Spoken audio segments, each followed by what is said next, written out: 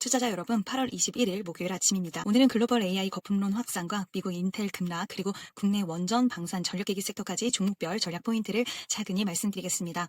글로벌 마켓 요약입니다. 어제 미국 시장은 혼조로 마감했습니다. 다우는 소폭 상승했지만 S&P 500과 나스닥은 각각 0.24%, 마이너스 0.67%로 하락했습니다. 핵심은 AI 버블론입니다. MIT 보고서에서 실제 매출 성과를 내는 기업이 5%에 불과하다는 분석이 나오자 기술주와 반도체주에서 매물이 쏟아졌습니다. 특히 인텔이 마이너스 7% 폭락했고 엔비디아도 목표가 상향에도 불구하고 마이너스 0.14% 밀렸습니다. 필라델피아 반도체 지수 역시 마이너스 0.72% 하락했습니다. 반면 에너지 섹터는 원유 재고 감소 덕분에 WTI 62.7달러, 브렌트유 66.8달러로 강세를 이어갔습니다. 정리하면 글로벌은 AI 기대감 축소, 에너지 강세라는 키워드로 보시면 됩니다. 국내 시장 흐름 정리합니다. 국내 시장은 약세였습니다. 코스피는 마이너스 0.68% 하락한 3,130선에, 코스닥은 마이너스 1.31% 내린 777선에 마감했습니다. 개인과 외국인이 동반 매도했고 기관만 방어적으로 매수했지만 지수 하락을 막기엔 역부족이었습니다. 환율은 1,398원에 마감했고 NDF 시장에서는 1,395원 부근에서 출발이 예상됩니다. 원달러 환율이 1,400원 위로 올라갈 경우 외국인 수급은 다시 위축될 수밖에 없습니다. 따라서 지수의 단기 반등은 제한적이라는 점, 이 구간에서 반드시 체크하셔야겠습니다.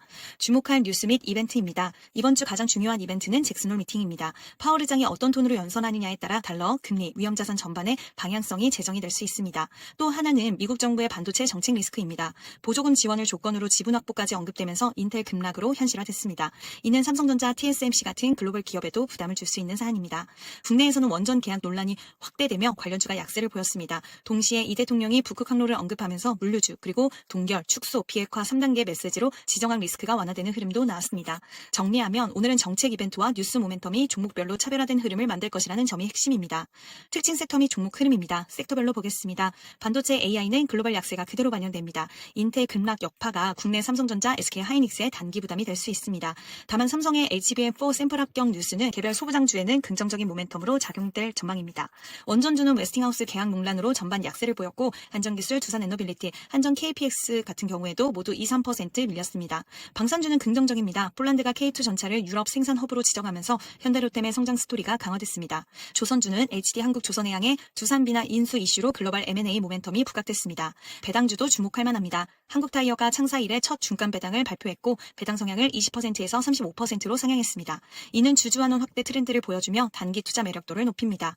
종목별 전망입니다. 이제 종목별로 말씀드리겠습니다. 삼성전자는 HBM4 합격 소식이 있습니다. 단기 지지선은 7만원 초반, 이 구간을 지켜내면 반등 탄력이 가능합니다.